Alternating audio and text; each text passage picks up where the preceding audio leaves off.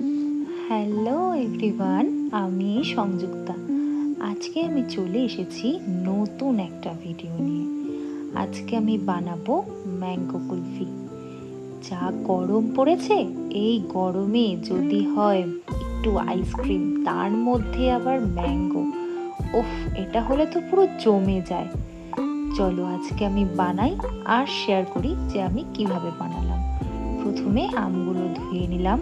ধুয়ে নিয়ে দুধ গরম বসালাম। দুধটা গরম হয়ে গেলে ভালো করে ফুটিয়ে ফুটিয়ে একদম জাল দিয়ে প্রায় হাফ মতন করে নিতে হবে।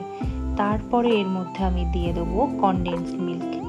এটা দিয়ে আমি আবার একটু ভালো করে নাড়াচাড়া করে ফুটিয়ে নিয়েছি। তারপরে আমি দেব একটু চিনি। সেটা তোমরা তোমাদের স্বাদ মতন দেবে। আমরা একটু মিষ্টি কম খাই বলে তাই একটু আমি অল্প করেই দিয়েছি।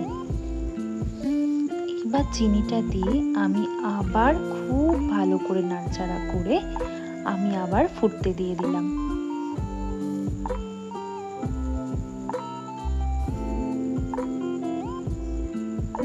দুধ ফুটে উঠলে এরপরে আমি আমগুলো একটু কেটে নেব।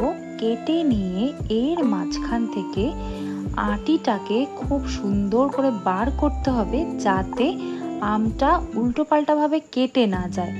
তার জন্য আমি একটা সাঁড়াশির ব্যবহার করেছি। এরপর খুব সাবধানে আমের আটিটাকে বার করে নিতে হবে। এর মধ্যে আমি দিয়ে দিলাম সেই ফোটানো দুধটা। এরপর গার্নিশিংয়ের জন্য আমি যাতে একটু দেখতে সুন্দর লাগে তার জন্য আমি ওই কাজু, পেস্তা, আমন্ড আর কিশমিশের টুকরো ছড়িয়ে দিলাম। এরপর আমি আমটাকে 4 ঘন্টার জন্য ডিপ ফ্রিজে রেখে দেবো, যাতে এই কুলফিটা জমে যায়। এরপর আমি সুন্দর করে খোসা ছাড়িয়ে আর সুন্দর করে টুকরো করে সার্ভ করো ঠান্ডা ঠান্ডা ম্যাঙ্গো কুলফি।